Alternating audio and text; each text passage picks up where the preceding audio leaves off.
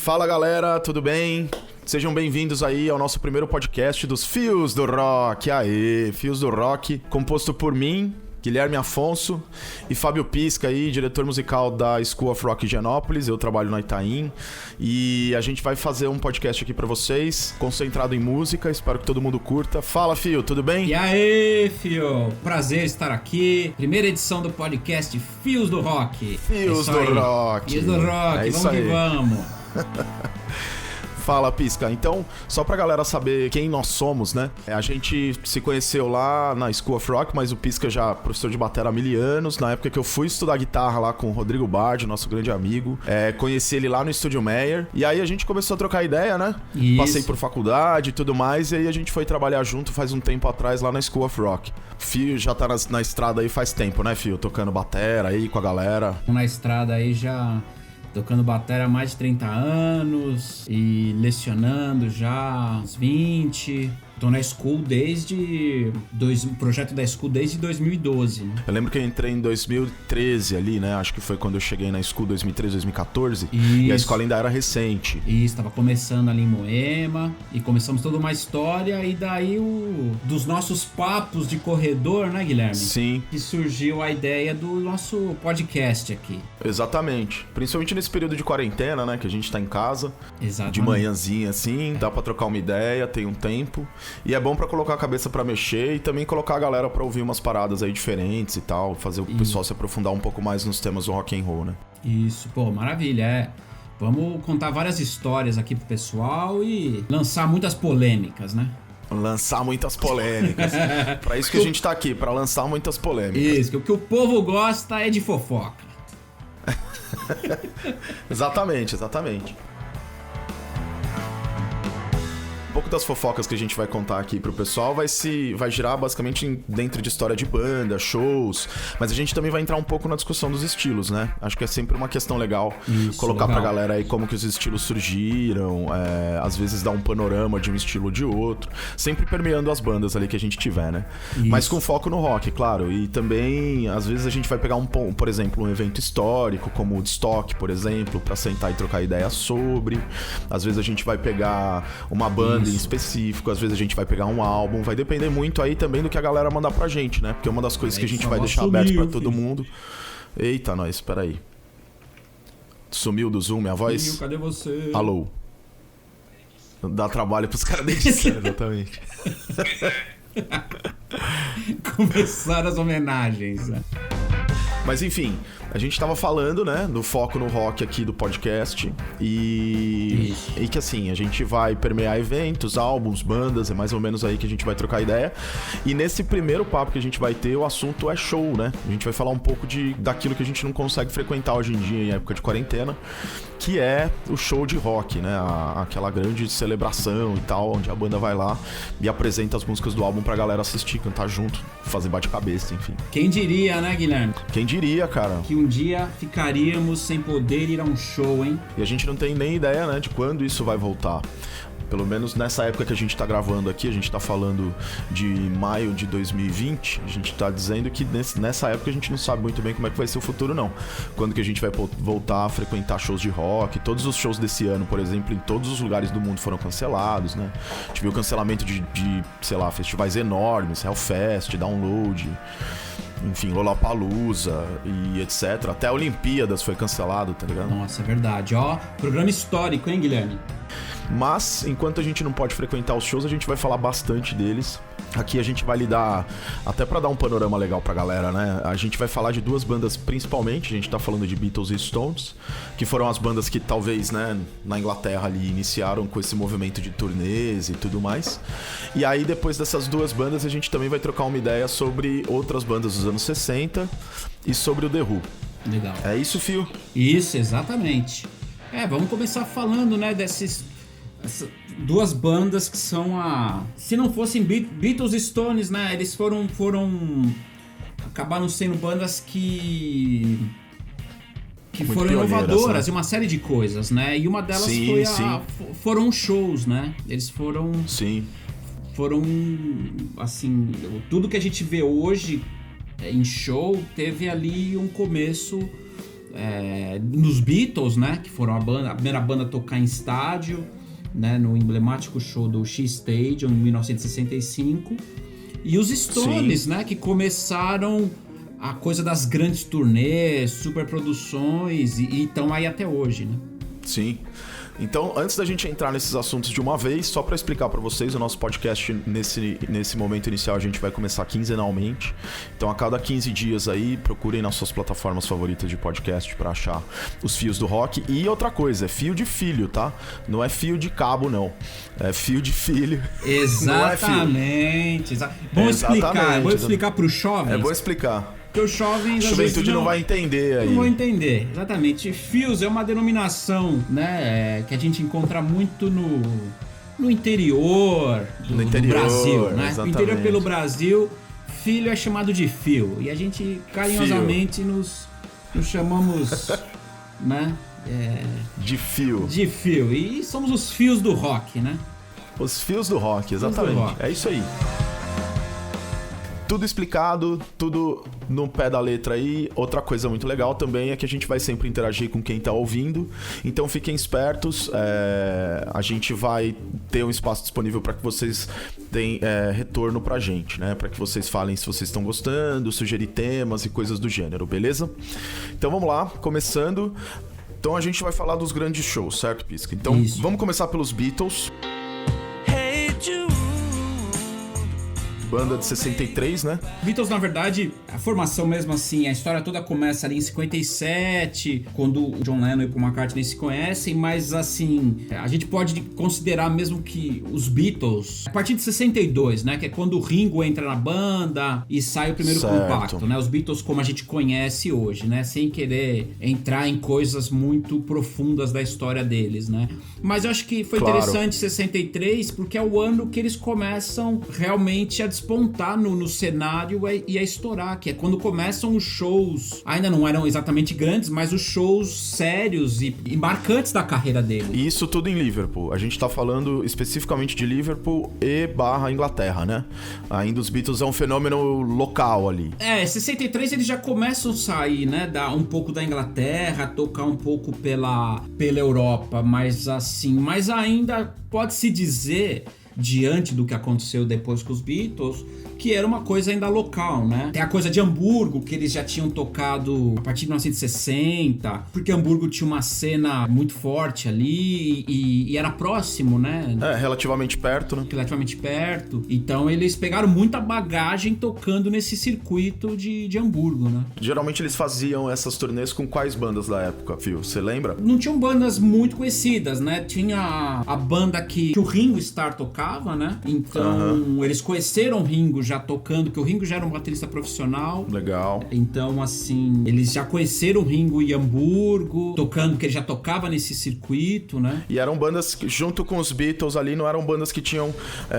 não despontavam ainda na cena como algo... Era bem no início mesmo. Bem no início, eram bandas mais locais, assim, né? Certo. Até porque os Stones vão vir depois, né? 63, quando os Beatles estão começando a despontar pro sucesso e tocando profissionalmente, é o mesmo ano que os Stones começam a tocar, né? Que eles fazem o primeiro show com a formação mesmo, que viria a ser os Stones, né? Só pra entender, a gente tinha um paralelo dos dois em 63. Isso. Como duas bandas que já tocavam ao vivo, já se apresentavam à frente do público e em shows razoavelmente grandes. Isso, começando a despontar, exatamente, né? Certo. E os Stones, a imagem deles acabou ficando muito ligada aos Beatles porque foi uma sacada do empresário deles, de fazer com que os Stones fossem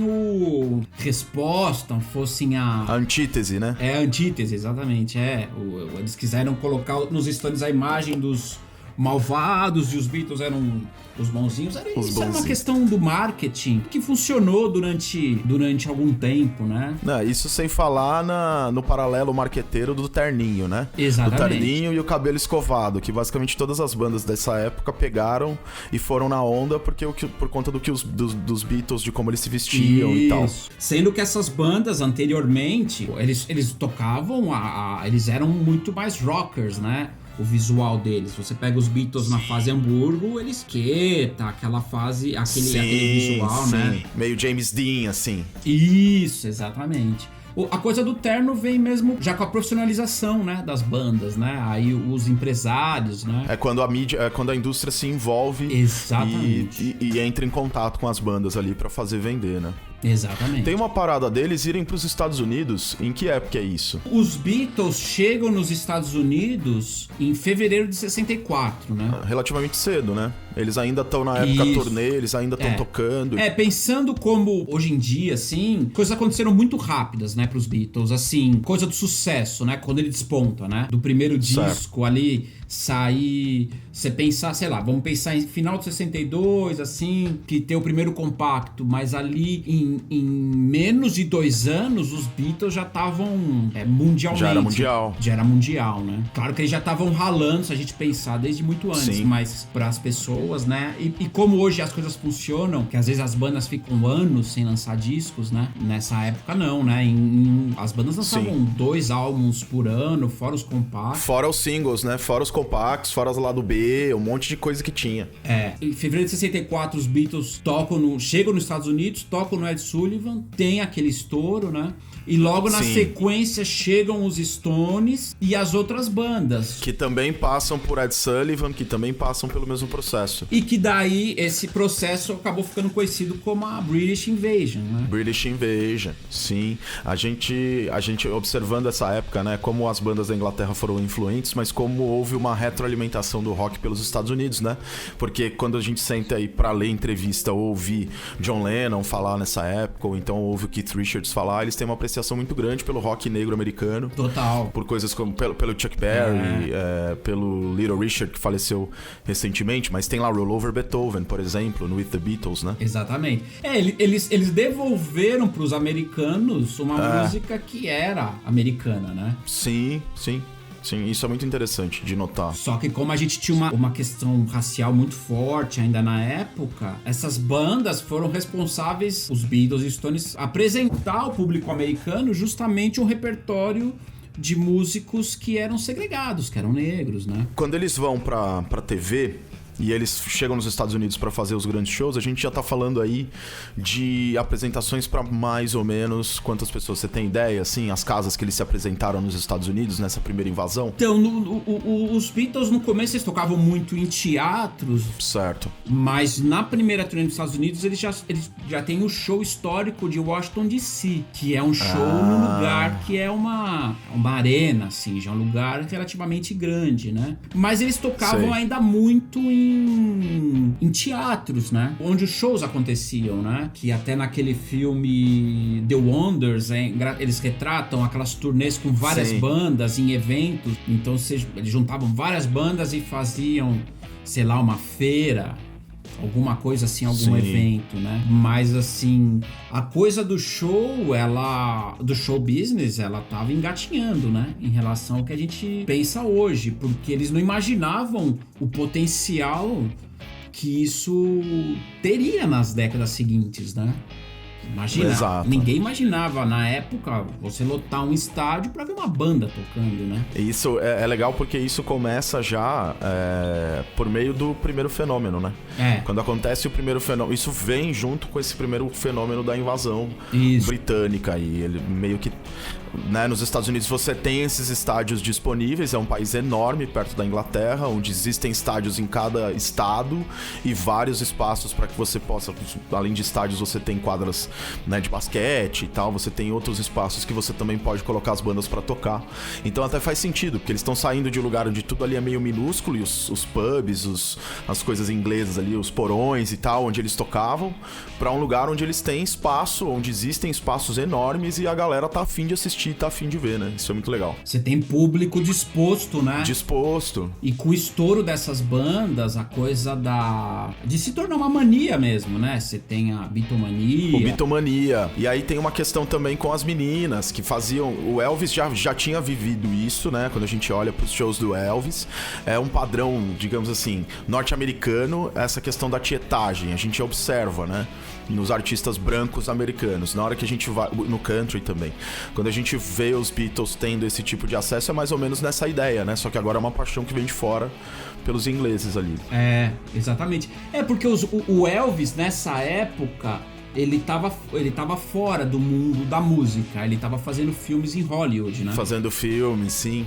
Porque o Elvis ali, no final dos anos 50, que ele tava estourado e que seria o momento que começariam shows, assim, vamos imaginar uma coisa assim, foi quando o rock teve aquela caída, que teve o fatídico acidente que matou o Buddy Holly. O dia que o rock morreu, né? No mesmo acidente, né, tinham 3 astros ali que estavam despontando e morreram, né? Sim, sim. O Ritchie Valens, o Big Bopper e o Buddy Holly morreram nesse acidente. E na época, o Little Richard tava virando pastor, o Chuck Berry tinha sido preso, o Jerry Lee Lewis casou com a prima menor de idade. Com a prima menor de idade, sim. Então muita gente dava como que o rock era um fenômeno passageiro e que estaria com seus dias contados. E daí o empresário do Elvis pegou e tirou o Elvis de cena, né? Mandou o Elvis pro exército, né? Pra deixar ele com uma fama de bom moço, né? E depois, quando ele sai do exército, ele vai pra Hollywood.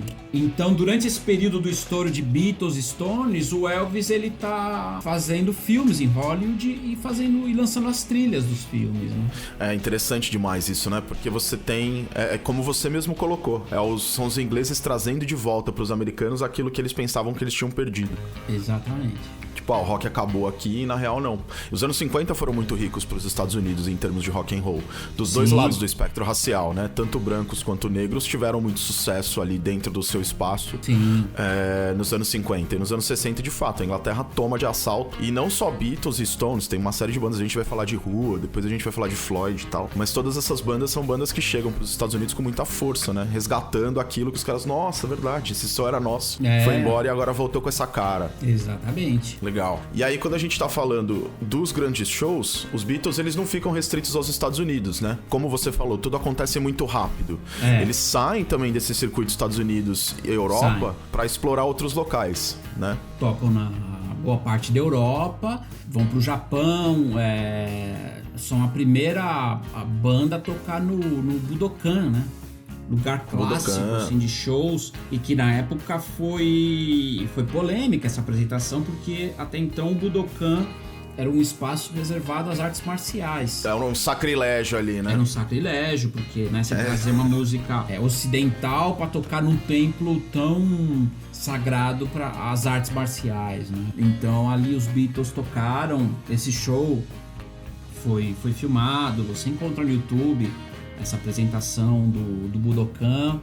Mais de uma, eles faziam mais de uma por dia. Teve episódio das Filipinas também. Uma coisa que a gente percebe assistindo essas gravações ao vivo e tudo mais, que é legal também, eu acho, pra galera, que a galera não tem tanta ideia, né? Beatles é uma banda muito respeitada hoje em dia, é uma banda enorme, é uma banda muito grande, naquela época era muito grande, mas a gente também tem que entender as limitações técnicas dos equipamentos daquela época, que assim, o que a gente ouve ali no estúdio, com refinamento, tudo muito bem gravado, e a gente já percebe um distanciamento do que é gravado hoje em dia, em termos de produção, de qualidade de produção, no ao vivo era muito pior, ou seja, os sons que eles estavam criando no estúdio, talvez tava gerando um certo descompasso com o que eles estavam fazendo ao vivo. Eles já notavam isso, né, nesses shows em 60 e 64, aí eles já percebiam. Conforme os shows foram crescendo, quanto mais os shows cresciam, pior a qualidade ela ficava, né? Porque a banda não ouvia direito, o público também não ouvia direito, então claro que na época o público não tinha parâmetro, né? Na verdade as pessoas iam lá pra vê-los, né? Ouvir gritar, era meio que... e fazer euforia, era uma questão de euforia. Exatamente. É como se fosse, pra quem pegou anos 90 e boy bands, é como se fosse quando os Backstreet Boys vieram pra cá, e aí tem aquela fatídica cena deles no Rio, dentro de um busão, e aí, tipo, cercado de mó galera fora, e a galera começa a empurrar o busão, e ele, tipo, mano, isso aqui vai virar. Existe uma tietagem, né, muito forte, assim, e os Beatles passaram... Então isso é a primeira eu não diria, porque teve o Elvis antes, e é um comportamento bem americano, né, norte-americano, essa questão da tietagem, mas... A histeria, né? a histeria, exato, a histeria do artista e tal. E os Beatles passavam por isso, assim, sentiam na pele, né? Imagina você tocando com equipamentos não tão bons e a galera gritando o tempo todo. Devia ser uma meleca pra ouvir tudo ali. Nossa. Eu fico imaginando o show do X-Stadium, né? 1965, primeiro show de estádio. 50 mil pessoas num estádio, Caramba, berrando. você é louco. E os caras tentando ali se ouvir, né? Sim, sem parâmetro nenhum, né? Não tinha uma outra banda que começou aquilo. Era com eles e já era. E já era. Então, ou seja, ao mesmo tempo que eles tiveram esse sucesso, que eles não esperavam, cada vez maior, tocar cada vez pra mais gente, mas eles foram vendo que era inviável essa vida, né? Sim. Porque além do incômodo técnico, eles começaram a sofrer muita pressão por parte da segurança física deles mesmo, né? Sim, pressão política, no caso das Filipinas, que você ia entrar. Conta exatamente. um pouco mais pra gente sobre como foi. Então, nas Filipinas, eles tiveram ali uma situação, uma saia justa muito grande, porque eles foram convidados para um jantar com a Imelda Marco, que era a primeira dama lá. Certo. E só que assim, ela convidou os Beatles para um jantar e era o único dia de folga deles, daquela turnê. E eles não foram, assim, por questão de que eles precisavam mesmo descansar e tal. E, cara, isso foi visto como uma falta de respeito, né? Ao povo das Filipinas. Então, assim, eles quase não conseguiram sair das Filipinas, né? Então, isso foi muito traumático pra banda. E eles que já vinham cansados dessa história, e ao mesmo tempo querendo se dedicar cada vez mais ao estúdio, às composições, às técnicas de gravação que estavam surgindo, isso foi a gota d'água, né? Para os Beatles decidirem em 1966 parar com o show. Chega, já era, a gente não vai mais fazer turnê. E eles tinham um cara certo do lado, que era o George Martin também. Exatamente. Um mestre do estúdio, mestre de orquestração, assim, um cara muito bom nisso. Isso. Que conseguia, dentro do estúdio, fazer coisas incríveis, como a Day in the Life, por exemplo.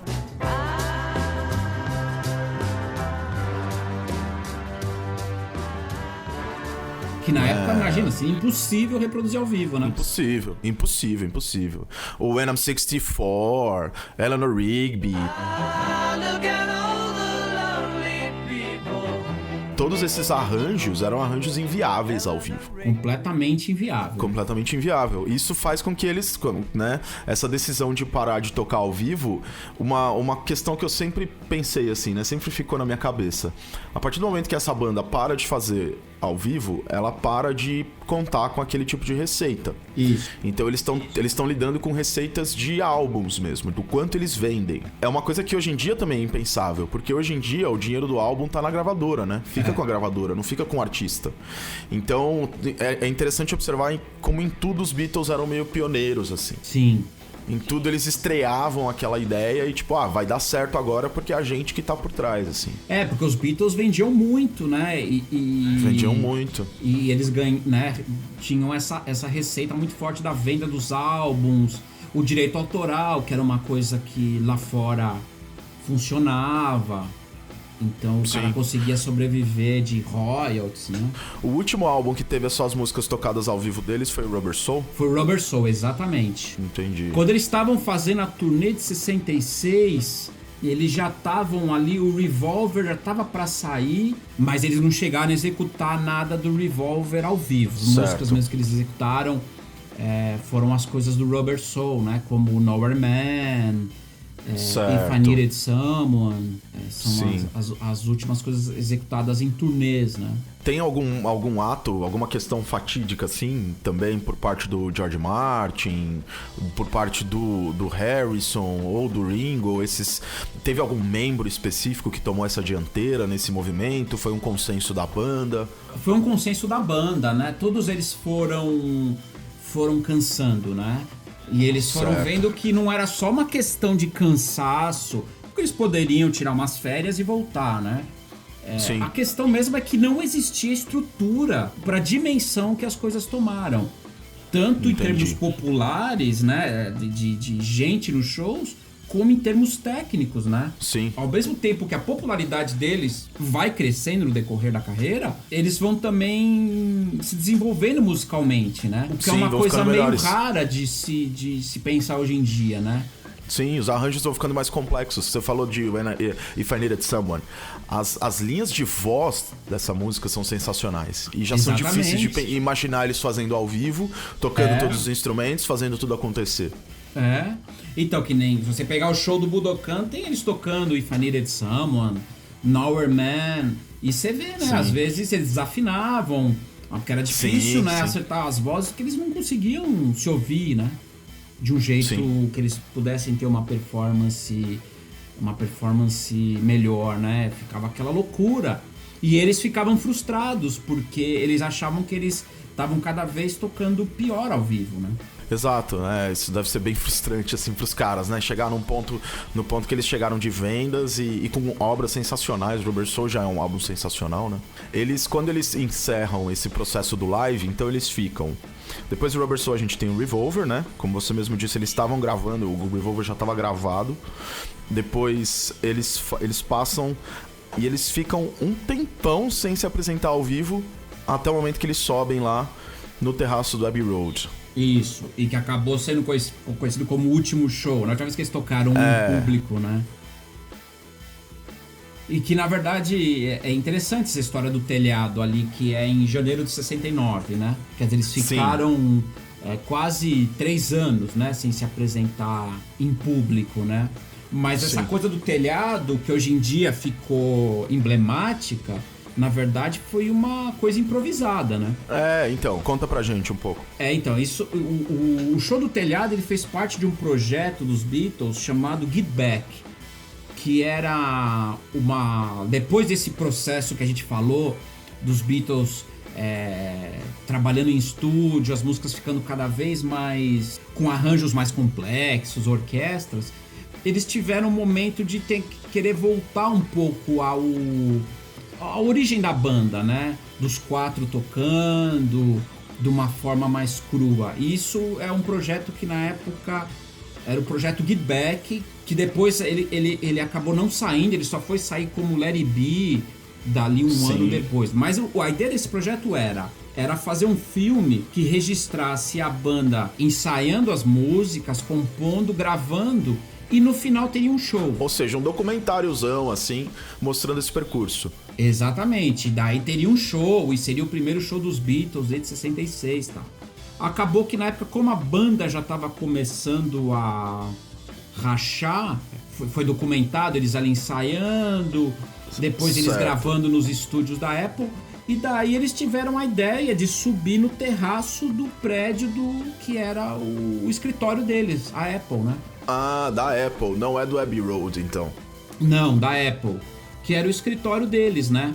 E que nesse escritório tinha um estúdio, né, também, que eram os estúdios da Apple. Então eles pegaram e subiram no telhado pra documentar, pra fazer o show, né? E daí, como começou um alvoroço todo na rua, tanto que daí entra a polícia, eles precisam parar de tocar, mas acabou que foi uma coisa toda meio improvisada, mas é que acabou ficando emblemática na história, né? Isso tudo vai sair agora, né?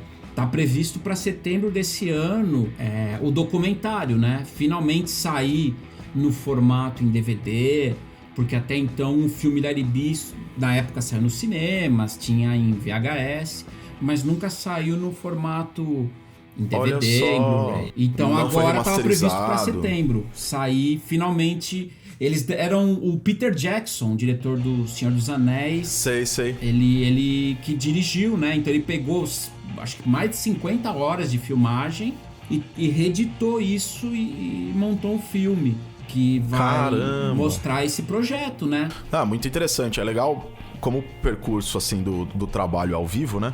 É legal pensar nos Beatles dessa forma, porque existe como se fosse um arco, assim, né? Os pequenos shows, estoura, para tudo, e esse último show surpresa, improvisado, que acontece meio do nada, no terraço, né? Então, a gente tem um pouco de tudo ali. Os Beatles passaram por várias fases, várias estratégias diferentes, assim, de show, e até e eu acho que talvez, assim, a grande questão é o quanto os Beatles ganham dentro do estúdio quando eles param de fazer o ao vivo e focar em trabalhos de desenvolvimento ali de material no estúdio, né? Acho isso muito bacana. Sim, sim. E aí, assim, agora que a gente fez esse panorama dos Beatles dentro do show, né, os Beatles, eles têm os shows de arena, eles trabalham um tanto de tempo com isso, mas eles não são fortes nisso como são os Stones, né?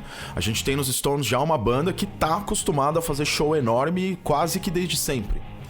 Porque os Stones, justamente quando os Beatles estavam parando a carreira deles... Sim. E que essa coisa do show começou a ficar mais profissional para os grandes shows, começaram a se desenvolver os sistemas de PA, né? De retorno, essa coisa. Os Stones pegam isso, né?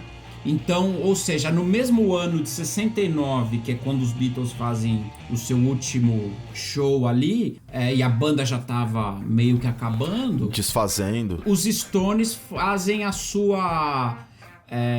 primeira grande turnê mais profissional, vamos dizer assim, porque até então os Stones vinham também tocando como os Beatles em teatros, alguns shows, mas não em estádios como os Beatles fizeram. Mas em 69 os Stones fazem uma turnê americana, que é quando eles tocam pela primeira vez no Madison Square Garden, que está registrado no álbum ao vivo Get Your Eyes Out. E é uma turnê que ficou conhecida assim como a primeira grande turnê e que foi o pontapé inicial porque os Stones fariam depois nas próximas décadas, sendo revolucionando a coisa do show business e dos grandes shows em estádio, né? O problema foi que essa turnê, o encerramento dela, que era para ser uma consagração do que seria os próximos anos, acabou numa tragédia, né? Que foi o fatídico show de Altamont. Porque os Stones queriam fechar a turnê fazendo um show gratuito, justamente para agradecer o público americano por uma turnê vitoriosa, né? E daí eles vão fazer um show que daí era para ser num parque em São Francisco, não foi aprovado pela segurança. Pelos políticos ali. E eles jogaram esse show, foi parar no autódromo de Altamont. E que nesse show acaba que os Stones contratam como seguranças os Hell Angels, né? Sei, esse show é fatídico. Tem razão. Que acaba o cara acaba sendo assassinado, uma pessoa da plateia, por um segurança que era um Hell Angel. Hells Angels. Sim. Quem tiver curiosidade para entender um pouco como é que foi e toda essa tensão, tem um filme chamado Gimme Shelter que documenta essa turnê e esse fatídico show, né? De fato, essa é uma história famosa, assim, né? Dessa questão dos Hells Angels. É uma ótima ideia, né? Do pessoal dos Stones contratar o Hells Angels para fazer esse trabalho. E isso é criticado até hoje como uma ideia muito... Até hoje. Os todo Stones, mundo lembra assim, desse ficaram momento. marcados durante muitos anos por conta desse show, assim... E infelizmente, assim, são episódios tristes como esse, né? Sim. Da morte de uma pessoa num evento que seria uma... Você tem o Woodstock, né? Que foi toda uma coisa de você juntar ali 500 mil pessoas em torno da paz, né? E do amor e tal. E daí você tem contraponto a isso, né? Altamont, meio que fechou os anos 60 com um gosto muito amargo, né? Sim. Mas, assim, tudo serviu como lição, né? Inclusive para eles também pensarem que você juntar muita gente, você precisaria ter uma segurança responsável. Exato. Tudo, né? Tudo. Não dá pra ser mal feito ou feito nas coxas, tem que chamar gente que saiba fazer o trabalho. Exatamente. E é legal porque isso, assim, é uma experiência, né, que se não fosse com os Stones aconteceria com outra banda, porque, sei lá, faz parte do business, assim, esses erros, né? Essas besteiras que a galera faz. Que pena que deu, né, num fim super trágico aí. Porque de fato é uma burrice. Mas a gente, sei lá, né? De certa forma a gente entende porque naquela época não existiam parâmetros pros caras se compararem. Era o que eles estavam fazendo e acabou. Eles estavam desbravando um território novo, né? Exato. Isso é muito importante de entender, né? Da gente colocar na cabeça. É legal também, eu queria falar um pouco, no caso dos Stones, eu queria que você explicasse pra gente um pouco, Phil, do Hyde Park, assim. Porque é um local meio histórico, né, pros Stones. Sim. Tanto que eles voltam lá depois e tal. E tem um dos shows mais emblemáticos deles lá, que também tem registro, né? Também tem registro, o show do Hyde Park, ele acabou ficando marcado porque... ele foi feito poucos dias depois da morte do Brian Jones, né? Que era um membro original da banda. Mas já foi um show gigantesco, né? E que assim, acabou que virou uma homenagem ao falecido Brian Jones, né? Mas a gente pode ver no show que essa questão técnica que a gente citou, ela é muito clara. Você vê ali que você não tem uma qualidade boa de captação e você também percebe, você já imagina também que a banda não tá conseguindo subir de forma correta. Direito. Que a performance não é uma performance boa dele. Sim. E é que o show acabou ficando histórico, né? Por e conta o público do Brian também, Jones. muita gente que tava ali acabou não ouvindo nada, né? Mas em 2013, os Stones voltam pro Hyde Park. E aí fazer um baita show, que é completamente... Exatamente. Que é na turnê. Do outro lado. Exatamente, que eles estavam comemorando 50 anos de carreira. Então isso vale a pena assistir, né? Tem um DVD muito legal chamado Sweet Summer, que registra esse show de 2013. Essa volta. E eles citam, né, o show ali de 69, esse show de 2013, aí a gente vê, né, como a evolução do show, né? Sim, com certeza. É outra coisa, né? O interessante, assim, né, de pensar nos Stones e nos Beatles é que os Stones, por mais que eles tivessem essas incursões, assim, no estúdio também, de trazer materiais, de trazer coisas novas, de experimentar instrumentos novos, eles eram muito mais fincados no ao vivo, né? Isso se percebe pela performance do Mick Jagger, o quanto isso é importante para que a música role, para que esteja ali. Uma das coisas, o Hyde Park, de fato, o som é péssimo, mas ele tenta performar, ele tenta ser o Mick Jagger de sempre, né? Pra trazer o show, pra chamar a galera, pra tentar... Exatamente.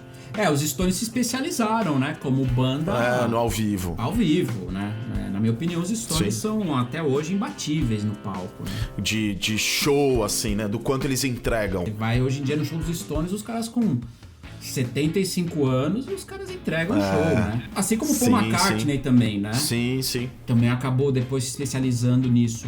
Mas os Stones tiveram toda uma sequência de turnês através da década de 70, depois 80, eles tiveram 2 turnês grandes, né? Uma no início da década de 80 e uma no final, que foram turnês assim marcantes, muito marcantes para a história, como turnês muito grandes e que foram revolucionárias em termos estéticos e técnicos, né?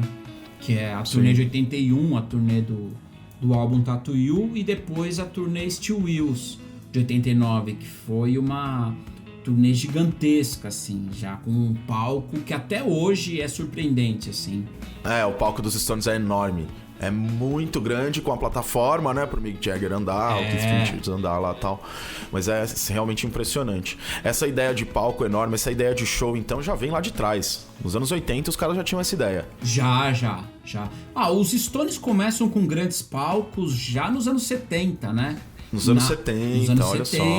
Na turnê de 75, a Tour das Américas, mas era uma turnê, assim, em ambientes ainda...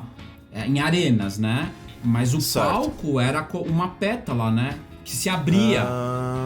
Entendi. Então, assim, isso inclusive saiu há uns tempos atrás em DVD e Blu-ray, que é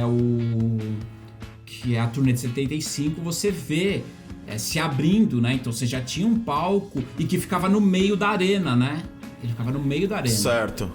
Aliás, essa turnê, né? É interessante de se colocar aqui porque muita gente fala que os Stones só vieram pro Brasil nos anos 90, né? Em 95 eles vieram a primeira vez pro Brasil e pra América do Sul, né? Mas nessa turnê de 75, no programa original, tinha um show em São Paulo. Mas o que aconteceu? Por que eles tiraram? Esse show ele foi proibido pelos militares. O governo militar vetou. Né? O show era para ser no Autódromo de Interlagos. E no programa original você vê ali São Paulo. Só que esse show não. Ele foi inviabilizado. Os militares não deixaram rolar. Eles não deixaram rolar.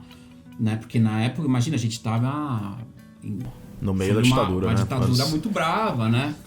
Então, assim, foi vetado o show, né? Então, os Stones, imagina, eles só viriam tocar 20 anos depois, né? 75, só viriam tocar em 95, a primeira vez no Brasil, né? Já na época democrática, né? Pós-democracia. Isso, na época da ditadura não teve realmente.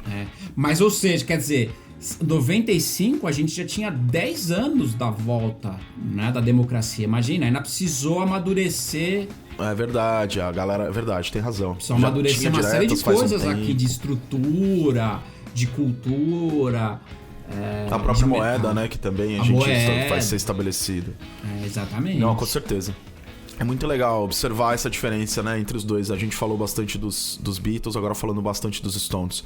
É brutal, assim, o quanto os Stones se concentram no palco e essas inovações de palco maior, retorno, essas coisas, assim, que eles vão trazendo, né? É realmente muito interessante, assim, como eles pensavam sempre nisso. Até ouvindo mesmo o material de estúdio deles, né? Não é um material que elabora pro lado do que eles não conseguem fazer ao vivo. Existem poucas músicas ali que a gente ouve e fala, não, isso é impossível de reproduzir. Eles sempre tentam trazer ali pra algo que eles conseguem reproduzir, conseguem fazer e tal. Sim, os Stones têm isso, né, e tentar sempre levar o que eles estavam fazendo em estúdio pro palco, né? Pro palco, É legal que também é uma postura que outras bandas depois vão repetir. Eu me lembro muito bem no documentário do Rush, eles falarem isso assim, tipo, não, a gente só vai tocar o que a gente consegue fazer. Isso. E existe, né, isso é muito legal, assim, é muito interessante pra eles perceber que as bandas têm essa preocupação nessa época. O próprio Floyd, né, se você pegar, o Floyd também, nos anos 70, reproduziu um álbum como Dark Side. Ao vivo já, ainda era difícil, né? Sim. Você não tinha uma estrutura que possibilitasse, né? Uma execução da forma como eles gostariam, né? Em termos de efeito. Eles vão conseguir reproduzir isso mais em shows mais recentes, né? Principalmente shows, assim, Pulse, por exemplo, é um show que reproduz muito bem os sons de estúdio. Se bem que o Floyd, nos anos 70, eles já começaram, né? Uma coisa de um refinamento, assim, do material? Nos shows, tal. Legal.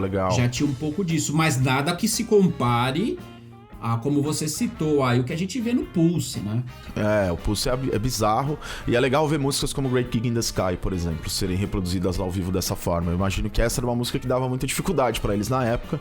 Não sei se eles se toda a turnê eles fizeram acompanhados ali de uma cantora que fazia e tal, os improvisos ao vivo. Uma coisa interessante que eu me lembro do Floyd, da galera da psicodelia ali e tal, eu, assim, né, acho que isso já era normal, e eu acho que o Beatles passou por isso, Stones também passou por isso, que eram shows onde se tocava ali no mesmo nível que o público tava, e existia uma proximidade, um transe muito junto, assim, de todo mundo junto, meio que entrando naquela vibe. A questão da psicodelia aí é muito marcante porque tinha a relação com a droga e tal, mas no caso das outras, do comum que a gente via, tinha essa questão, né, de se apresentar em locais onde você tava no mesmo nível do público, pra galera dançar, pra galera fazer outras coisas, assim, ao invés de só, tipo, sentar, assistir você e tudo mais. E participar mesmo, né? Participar, exato.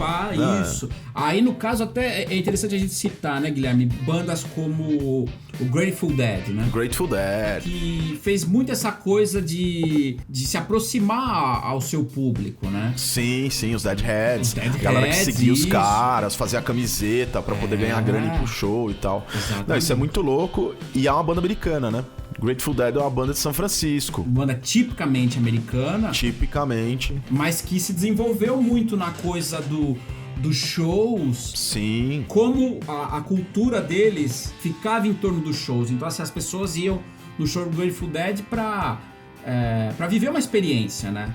Sim. Viver uma experiência. E, inclusive, o Grateful Dead tinha uma coisa muito legal, que eles permitiam que as pessoas gravassem os shows. Na época ainda como em fita bootleg, cassete, né? Que eram os bootlegs, Sim. E isso criou uma cultura, né? Criou uma cultura enorme Sim. na época de trocas. Então, assim, muita gente ia nos shows pra trocar, né? Sim. Eu tenho o show tal e tava procurando um outro. Isso é uma coisa muito interessante, né? Os caras criam toda uma comunidade ali que gira em torno da banda, né? Você tinha Que só é possível nos anos 60, os 70. Os tie-dyes, exatamente. É uma coisa que é muito específica da época, né? Mas é emblemático também. É legal que a gente vai descobrindo como esses shows vão se construindo, né? E são exemplos que vêm de todos os lugares, assim. Cada banda contribuiu com alguma coisa. Sim, exatamente. Acho que é legal isso. A gente fixou aqui, né? A gente pegou o exemplo de Beatles, Stones, mas é interessante isso que você falou, né? A gente, eventualmente alguém vai estar ouvindo o programa e vai falar, pô, mas eu fui no show tal banda. Não, acho que é isso que você falou, né? Cada banda acabou contribuindo, as grandes bandas, com alguma coisa, né? As montagens de palco, do prog, Isso. do metal, a questão da bateria embaixo, aí a plataforma em cima pro cantor ir lá, e essas montagens, assim. Isso tudo vai se desenvolvendo conforme a coisa vai crescendo, mas tem esse cerne, né? Esse núcleo inicial das bandas, né? Beatles, Stones. Uma banda britânica que eu queria saber como é que lidou com isso é o The Who. Porque o The Who tem as óperas, né? O The Who tem álbuns enormes, eles têm coisas assim que são difíceis de se reproduzir ao vivo por conta das durações e tudo mais. E aí como é que eles lidavam tanto com o repertório quanto com essa, como que eles contribuíram, né, pros shows ao vivo? Então, o The Who é interessante. Quando eles lançaram o Tommy em 69, eles conseguiram reproduzir ao vivo, né? Inclusive... Eles faziam, então, na íntegra o álbum? Eles conseguiam reproduzir, assim... faziam, né? No show de Woodstock, inclusive, eles apresentaram Tommy. Legal. Tem o emblemático álbum Live at Leeds, que está completando 50 anos, e que você tem o Tommy praticamente na íntegra. Então eles conseguiam ainda reproduzir. Mas quando chegou no Quadrophenia, que é o álbum de 1973, o Who já não conseguiu reproduzir as coisas da forma como já começou a ficar complicado. Começou a ficar complicada. E nisso também juntou o momento de muita loucura do Keith Moon. Então, você tem uns bootlegs, porque eles já disparavam algumas coisas pré-gravadas em fita, né? Pra tentar melhorar ali e reproduzir o que tinha na ópera rock. Mas daí você tem bootlegs que o Keith Moon atravessa tudo, né? Tem o famoso, que ele desmaia em cima da batera. Teve o show que ele desmaiou e tal, né? Que ele tomou tranquilizante pra cavalo. E isso foi motivo de muita frustração da banda, né? E não conseguir reproduzir na época. Tanto que eles vão fazer só nos anos 90. Mas a posição do Moon nessa questão das drogas e essa frustração da banda, rola esse debate? Tipo, esse cara ou muda ou sai? Coisas nesse sentido? De certa forma, assim, eu não posso afirmar que a banda chegou a colocar o Keith Moon na parede, porque ele era um cara...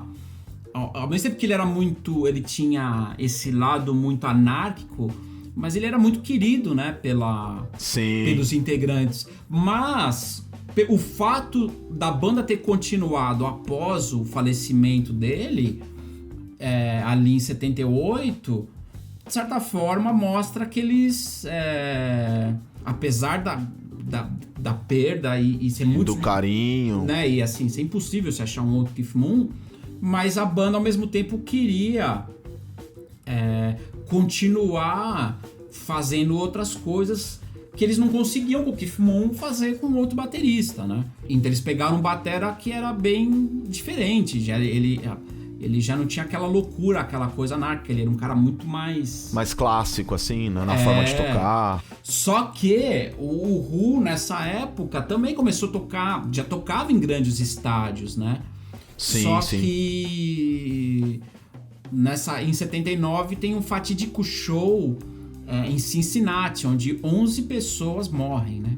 Então o Who, isso foi um trauma enorme pra banda também, né? É uma coisa que a banda carrega durante muito tempo. Foi a questão do fosso, né? A Estourou galera o quando foi portão. entrar no estádio, tinha uma escada, um fosso, eles caíram e foram sendo pisoteados, né? E a banda só ficou sabendo depois que acabou o show, né? Isso é muito tenso, cara. Isso eu é não muito sei. tenso. Então a banda acabou carregando essa culpa. Isso nos Estados Unidos, na época, foi um escândalo, né? Foi um escândalo. com certeza. E a banda não tinha culpa, né? Isso era uma questão da organização, tudo. Mas é um trauma, né? Ficou um trauma. Com certeza. E mais um aprendizado, né? Trágico pra galera que tava fazendo show e tal. O Who também, né? Foi uma banda que se desenvolveu muito, tocando também em grandes estádios.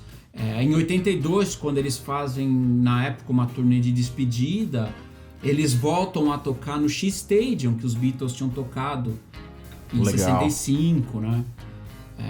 Inclusive Legal. isso tem DVD, é bem interessante, você já vê uma estrutura, um palco grande e tal, e Não, é uma banda enorme. The Who é enorme. toca até hoje. Sim. Toda vez que faz shows e tal, sempre lota, sempre junta muita gente.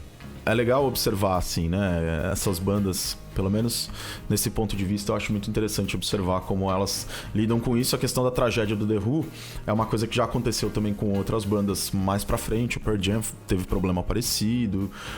Se eu não me engano, num show do Limp Bizkit também aconteceu com uma menina. Ela faleceu e tal, também nos Estados Unidos. É uma questão perigosa mesmo, né? Você tá lidando com muita gente, com uma fã ali de muita gente pra assistir a banda. A estrutura, às vezes, acontece, mas de fato, né, é um aprendizado trágico, e depois isso vai culminar numa mudança de segurança ali e tal, não só pro The Who, mas também vira um parâmetro para bandas da mesma época, né? A galera aprende e fala, não vamos fazer isso porque a gente já sabe onde é que dá. Eles ficaram reclusos depois de 79 por conta desse acidente, eles pararam de tocar durante um tempo, como é que foi? Não, na época o Who 79 era a primeira turnê sem o Keith Moon, né? Com o Kenny Jones na bateria. E o Who na época seguiu até 82, que foi quando eles fizeram uma turnê mesmo de despedida, né? Certo. Até um dos fatores que fizeram com que o Who encerrasse a carreira em 82, acho que pesou muito esse show de 79, né? Foi ficando pesada pra eles, e eles precisavam dar um tempo, né?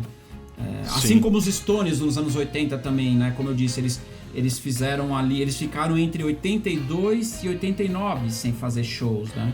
Eles ficaram um período de 7 anos sem fazer shows, né? A banda não chegou a acabar, quase acabou, mas não chegou a acabar oficialmente. Mas eles ficaram um período, então assim, todas essas bandas também precisaram de um tempo, né? Porque eles estavam... tem a ressaca, né? Tem o cansaço mesmo, né? Sim. Mas o Who, na época, acabou. E depois de 89, eles voltaram para uma turnê que comemorava os 25 anos da banda e 20 anos do Tommy. E de lá pra cá, eles vêm fazendo turnês, eles voltaram a lançar discos e vêm fazendo turnês. Vieram pra cá várias vezes. Se eu não me vieram engano. vieram pra cá uma vez, né? Uma vez. Se apresentaram no Rock in Rio, né? Sim. E também fizeram aqui em São Paulo, né? Infelizmente só vieram pra cá uma vez. É uma banda que você curte pra caramba, não é, Fio? Mas o Who eu assisti e eu sei que aquela foi minha primeira e talvez a última vez também que eu tenha visto a banda, né? Mas sim. Coisas da vida, né? Coisas da vida. É a questão de morar no Brasil, nem tantas bandas vieram pra cá. Floyd é um outro exemplo, né? Exatamente. Assim, nunca veio, e quando veio picotado. Veio o Gilmour, veio... Exatamente, o Floyd... Quem é fã de Floyd teve que ou ir no show do Roger Waters ou ir no show do David Gilmour, né? Então, de fato, também não vimos aqui os caras tocarem pra cá e tal. Que é uma pena, né? No fim das contas. Rush foi vir depois de muito tempo, foi vir só no Rush in Rio. Isso. Também, uma banda do caramba, que seria ótimo ter os caras aqui há um tempo atrás, né? Mas só foram vir no Rush in Rio. Então teve bastante disso mesmo, né? Tem uma questão aí com umas bandas virem pra cá. América Latina em geral, assim. Eu acho que o que é interessante, né, Phil, é a gente deixar aqui pro pessoal que tá ouvindo o podcast, os alunos da School of Rock, eles não fazem às vezes ideia de como, para as coisas serem como elas são hoje, você ter festivais, shows, todo o perrengue que a gente teve que passar, né? Sim, toda a experiência que essas bandas adquiriram. E a gente aqui num país como o Brasil, ainda mais ainda, né? Porque é um país que você tem muita turbulência política, econômica, né? Sim. Então, isso faz com que vai inviabilizando, né, esse tipo de evento, né? E que a gente não sabe daqui pra frente como é que vai ficar, né? Pós-pandemia. Né? Exatamente. O legal desse episódio agora pra gente ir encerrando é exatamente trazer de volta pro mundo que a gente tem hoje, né? Que é, todos esses shows aí. Agora a gente tem que aprender. A gente tá de novo no momento de aprendizado, onde você tem bandas fazendo lives, tocando ali junto, mas sem público, onde tem uma câmera na frente dos caras, os caras estão tocando pra uma galera que tá assistindo online, artistas musicais em geral, de vários gêneros diferentes, estão fazendo esse tipo de trabalho e é o que resta, porque a gente não sabe quando que a gente vai poder ficar perto de novo. Né? Porque se a gente pensar, né, o show tem essa coisa da aglomeração. Sim, e se a gente pensar no Woodstock, que era justamente a coisa das pessoas estarem unidas por um ideal e tal. Não, e juntando mó galera. Os relatos do pessoal que deixava carro quilômetros de distância porque não tinha como chegar na parada. Muita gente, muita... Acho que até o Woodstock é emblemático, porque se existia um festival onde a galera ia se tocar, era no Woodstock. Além de muita gente, tinha a questão do amor ali e tal. Tinha uma série de coisas ali naquele momento. E imagina, né, hoje em dia, justamente o que o mundo tá tentando evitar é aglomeração, né? E fazer com que as pessoas mantenham uma distância, né? Agora, Fih, eu queria só fazer 2 parênteses antes da gente fechar. Manda em relação a show, né? E falando, e justamente como a gente começou falando de Beatles e Stones, falar de 2 eventos que aconteceram no Brasil que foram muito marcantes, né? Manda bala. Então é o seguinte, em 1990... Quando o Paul McCartney se apresentou a primeira vez no Brasil, ele bateu o recorde de público, né? De pagantes para um show de um único artista. Esse recorde tá no Guinness. E esse recorde eu acho que dificilmente vai ser batido, porque ele é um recorde que é o número de pagantes pro show de um único artista. De um único artista, não é uma banda, né? Que é o show de 21 de abril de 1990 no estádio do Maracanã. Você tava lá? Eu tava lá. Olha aí! Eu tava lá. Que da hora. E no show do Paul, como é que é? É muito Beatles? É tipo 90% Beatles? O show do Paul O show do Paul é muito Beatles. É muito Beatles. Ele teve a carreira solo, mas... Mas assim, é muito Beatles. Tem as coisas, os sucessos do Wings. E nessa época ele tava... há 10 anos sem fazer show, né? E até então, nos anos 70, o Paul não tocava muito Beatles no show. Era o repertório mesmo da carreira dele, na época dos Wings, tocava uma ou outra. Essa turnê de 89 e 90 foi a primeira turnê, assim, que o Paul trouxe mesmo uma coisa de um saudosismo, né? De uma volta ao passado. Então, assim, foi muito emblemático. Hoje em dia o Paul já veio muitas vezes, então acaba passando batido. Mas na época, eu tinha 16 anos, tive que ir até o Rio de Janeiro. E foi só Rio, então? Ele não veio pra cá? Ele só foi... foram 2 datas no Rio só. Caramba! Inclusive, foi o único show na América do Sul, né? Ele não fez nem em outros países, né? Só veio pro Rio mesmo. Só veio pro Rio. Porque na época tinha essa coisa, ele queria bater o recorde que era do Frank Sinatra, no próprio Maracanã em 81, que o Frank Sinatra chegou a levar 170 mil pessoas. E o Paul bateu. Que absurdo. Mas, velho. cara, o Paul, o número que tá registrado no Guinness, no livro dos recordes, é de 184 mil pagantes. 184. Cara, é muita gente. Cara, é muita gente. E eu lembro que eu tava nesse show, cara, é uma coisa impressionante, assim, porque o Maracanã, né, na época era o maior estádio do mundo, né? É muito grande. Na época ainda você não tinha... o Maracanã foi reformado, hoje em dia você tem...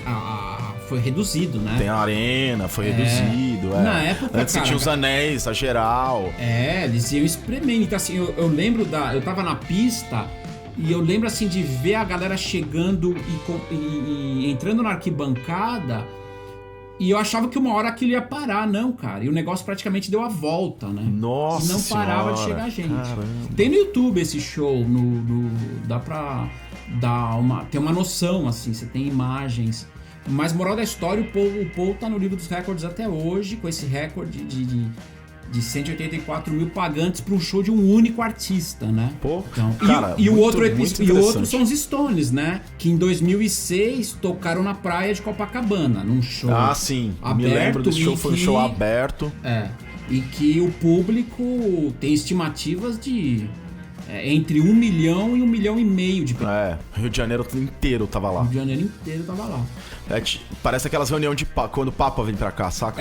Que é mó galera, mano. E eu me lembro desse show, na época era moleque, mas me lembro de, assim, gente dizer e tal, e falando, que era exatamente isso, tipo, um show sem proporções, assim, muito fora de qualquer realidade. Me lembro na MTV o pessoal falar isso, assim, tipo, cara, muito fora de qualquer realidade. Esse show passou ao vivo, né, na TV, na época, Sim. ele tem em DVD, então dá pra assistir e ter uma noção, assim, né.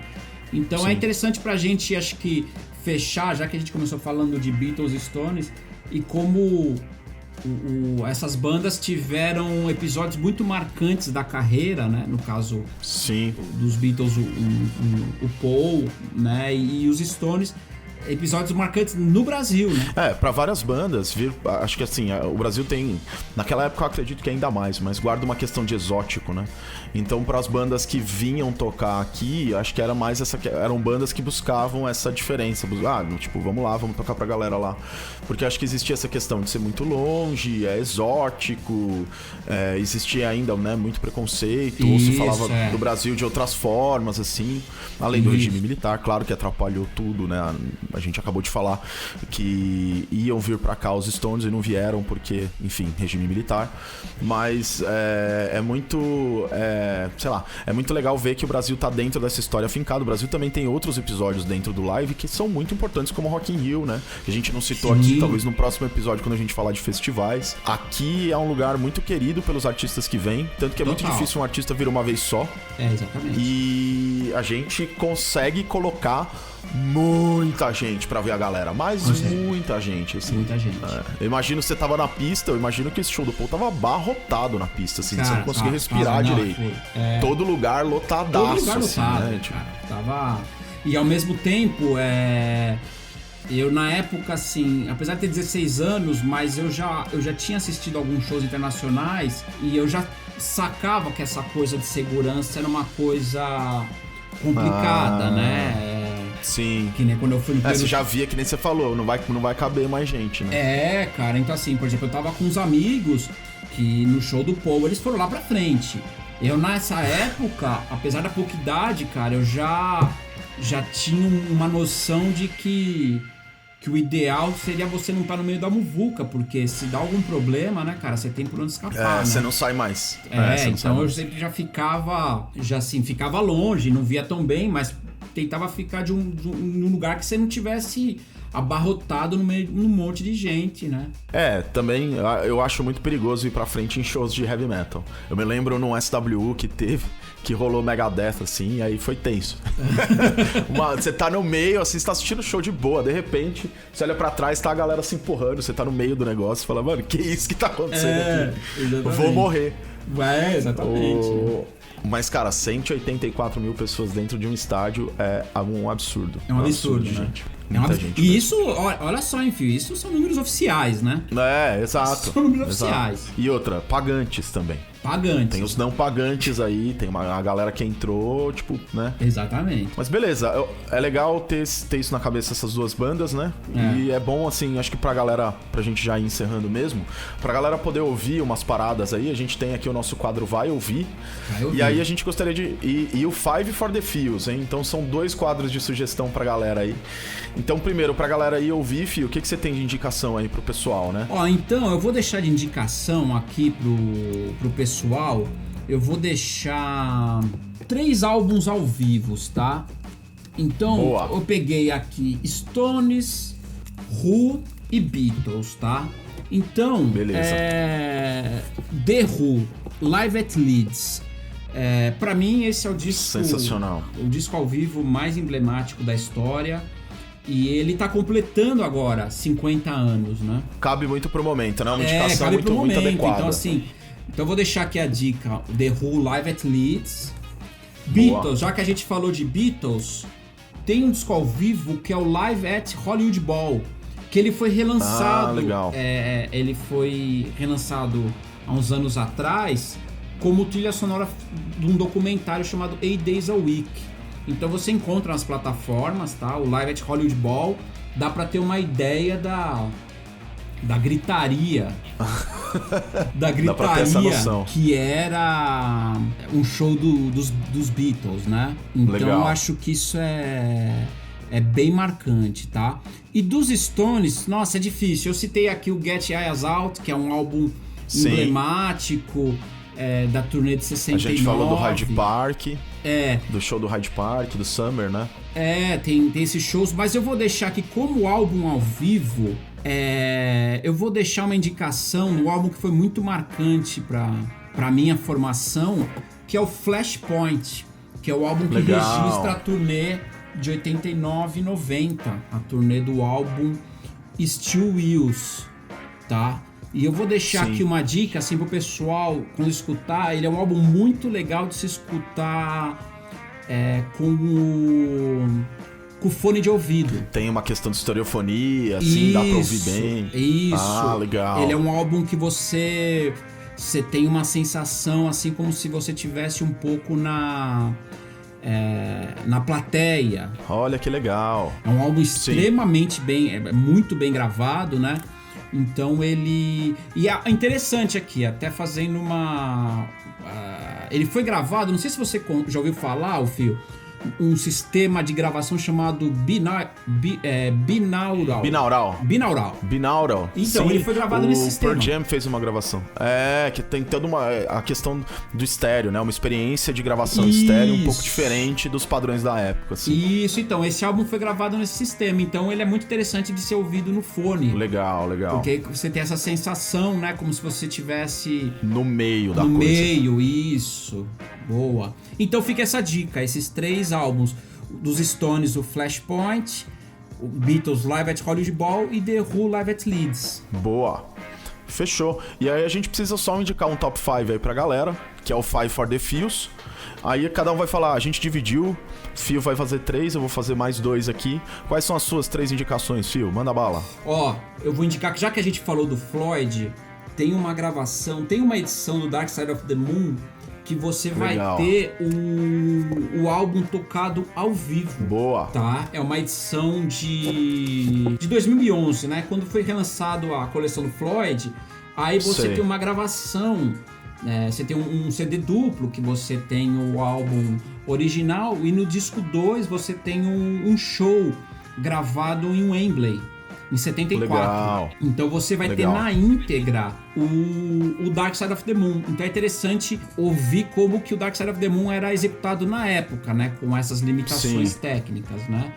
Então esse álbum é muito marcante, né? Boa. Essa gravação do Floyd, né? Essa gravação do Floyd. Gravação do Floyd, número 1, são 5. Então, número 1, Floyd, turnê do Dark Side of the Moon, turnê que do vem com edição comemorativa. Dark Side of the Moon, boa. Número 2. Já que a gente falou do show do Paul no Maracanã, o Paul tem um álbum ao vivo chamado Trip in the Live Fantastic, que é interessante, que é o registro dessa turnê. E tem faixas gravadas nesse show, que ele bateu o recorde no Maracanã.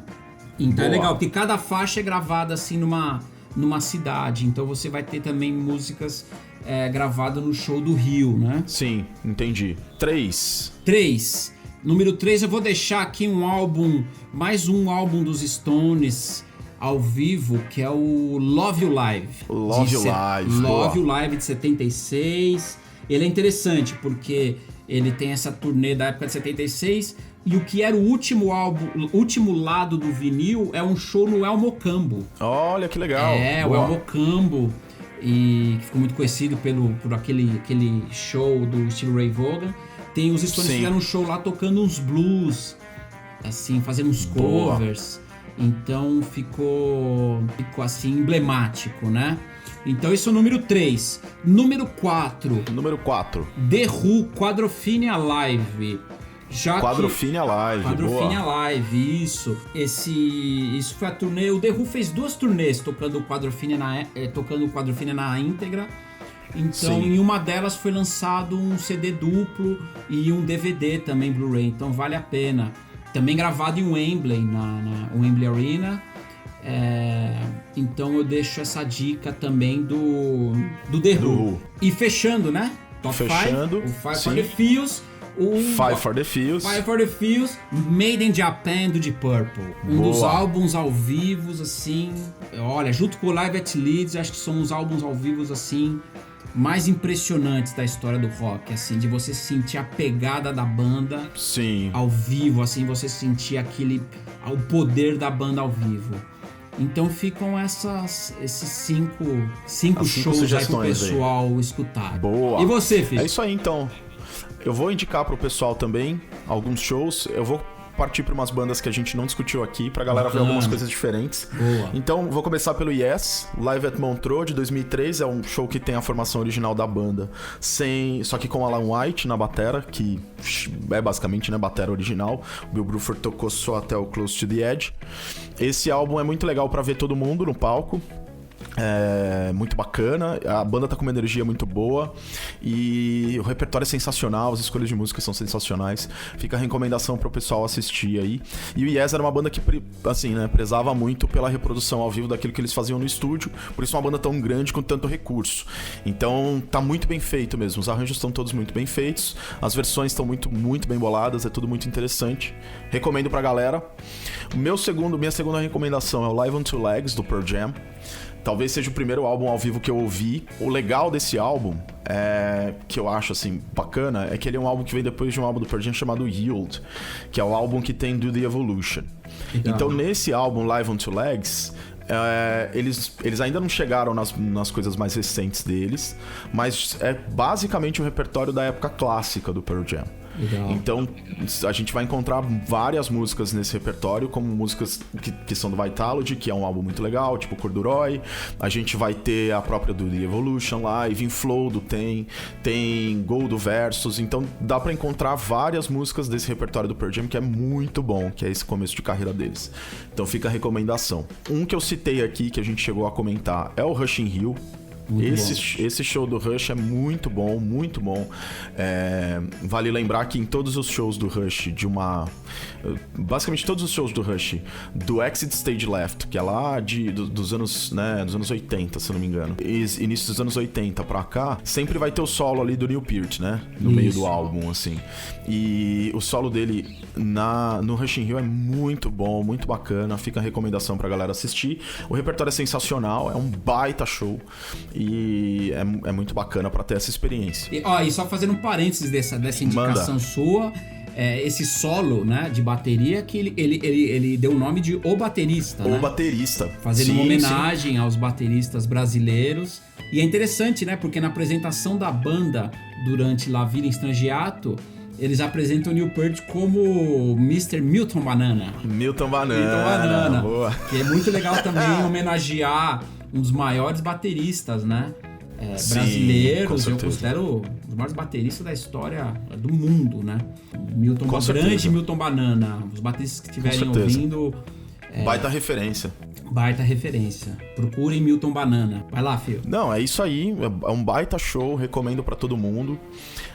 E eles têm um respeito, sim, pela música brasileira muito grande, né? Isso é muito legal. Muito legal. Então eu vou falar do Meltdown, do King Crimson, que é um álbum que lançou, se eu não me engano, no ano passado, ano retrasado, é super recente, mas já é o show com os 3 bateras. Então ele é um álbum sensacional, é longuíssimo, assim, é um show, se você compra em CD é triplo, mas é um show enorme, que tem sucessos antigos da banda, tem coisas novas, tem improvisações, tem apresentações de cada músico, então é muito legal. No baixo tem o Tony Levin, então você tem ali, além de uma cozinha muito forte por conta dos 3 bateras que são sensacionais, você tem o Tony Levin no baixo segurando, o Fripp tá lá também, mandando ver. É um baita baita som, assim, baita show ao vivo pra todo mundo ver, ouvir, vale muito a pena e é recente. E o mais legal é essa experimentação, né, do pessoal ali. Muito e o outro legal. Não é um álbum de rock, mas talvez tenha sido o álbum de música ao vivo que mais me impressionou por ser tudo feito por um cara só, que é o Orchestrion Live do Pat. Opa. Então o Pat Metheny é um guitarrista que eu gosto demais e ele fez um projeto com uma orquestra, que era pra fazer uma orquestra toda feita por instrumentos que são mecanizados ali por gatilhos que ele solta. E é muito legal pra ver como um cara só consegue fazer toda aquela sonoridade acontecer, minimalista. Então imaginem que ali na guitarra ele dá um gatilho pra um instrumento de percussão bater palma, fazer algum som tipo palma, e ali ele dispara depois de um certo tempo um outro gatilho que entra um outro instrumento fazendo uma outra sonoridade, e ali ele vai compondo um total sonoro muito legal, bem aos moldes de uma orquestra mesmo, mas feito por um cara só e um jazzman, assim. Então é um cara que vem do improviso, guitarrista, então é sensacional, é uma experiência muito legal mesmo, mas é um pouco diferente do que a gente estava falando. Então isso daí vai ter um link maior nos episódios futuros quando a gente for falar de Fusion e tudo mais, mas já fica a dica para todo mundo assistir e conhecer, porque é sensacional, é muito legal mesmo, muito bem feito. É isso aí, fio. É isso aí.